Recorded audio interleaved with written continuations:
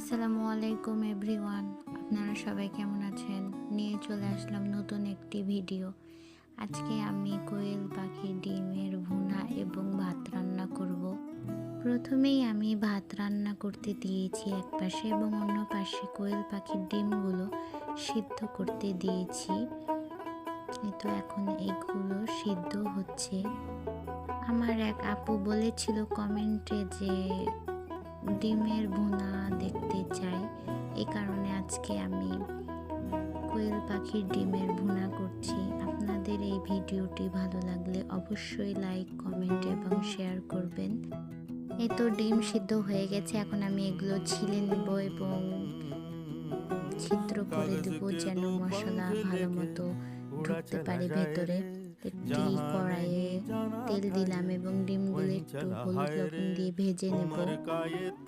এই তো আমার ভাজা শেষ, এখন এটি আমি নামিয়ে নিব। এরপরে আমি পেঁয়াজ এবং মরিচ ভেজে নেব এবং এতে আদা রসুন বাটা, হলুদ গুঁড়ো, মরিচ গুঁড়ো, জিরে গুঁড়ো, লবণ দিয়ে ভালো মতো কষিয়ে নিব। কষানো হয়ে গেলে একটু সামান্য পরিমাণে টমেটো অ্যাড করব।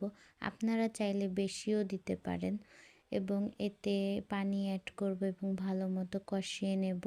কষানো প্রায় শেষের দিকে আমি আরেকটু পানি অ্যাড করে দিলাম এবং ডিমগুলো দিয়ে দিলাম এবং গরম মশলা দিয়ে ভালো মতো নেড়ে আমি নামিয়ে নেব। আমার রান্না শেষ, এখন আমি কোয়েল পাখির ডিমের ভুনা পরিবেশন করব। আমার আশেপাশের নয়েজগুলো ইগনোর করবেন। দেখা হবে পরের কোনো একটি নতুন ভিডিওতে। ভালো থাকবেন, সুস্থ থাকবেন এবং আমাকে এভাবেই সাপোর্ট করবেন। আপনাদের অসংখ্য ধন্যবাদ। আল্লাহ হাফেজ।